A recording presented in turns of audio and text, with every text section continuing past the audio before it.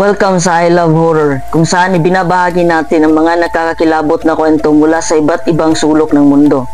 Ako si GL, and for today's story, dadalhin ko kayo sa Vikov Castle sa Czech Republic, isang lugar na binabalot ng mga misteryo, kababalaghan at sumpa.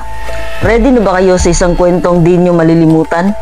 Sa isang liblib na lugar sa Czech Republic, matatagpuan ang Vikov Castle, isang sinuunang kastilyo na itinuturing na isa sa pinaka-nakakatakot sa buong Europa. Ang pinakasentro ng kasamaan dito ay ang Markomanka Tower, isang tore na binuo pa noong panahon ng mga Marcomanni noong 1st century before Christ. Ang mga bato ng tore ay inuukitan ng mga simbolo na hanggang ngayon ay hindi pa rin maipaliwanag ng mga eksperto. Ayon sa mga kwento, ang tore ay pinamamahayan ng isang nilalang mula sa Slavic folklore, ang tinatawag nilang Vikovsky Rarasek. Ang nilalang na ito ay mahilig manggulo.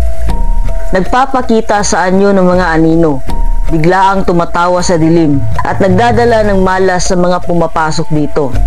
Marami nang nagtangkang magpalipas ng gabi sa Markomanka Tower, ngunit halos lahat ay nauwi sa trahedya. Ang sinumang matulog dito ay sinasabing mamamatay sa loob ng isang taon. Isa sa mga pinakakilalang kaso ay noong 1997, nang isang grupo ng mga paranormal investigators ang nagpalipas ng gabi sa loob ng kastilyo. Sa kabila ng kanilang paghahanda, nagising sila na may mga sugat sa katawan na tila ginuhit ng matutulis na kuko. Isa sa kanila natagpo ang patay makalipas ang 6 na buwan, habang ang iba ay nagkaroon ng mga hindi maipaliwanag na sakit. Hindi lang ito ang kababalaghan sa kastilyo. Sa ilalim ng Vikov, isinasabing may mga nakatagong lagusan na binabantayan ng mga firehounds, mga asong mga nagliliyab ang mga mata.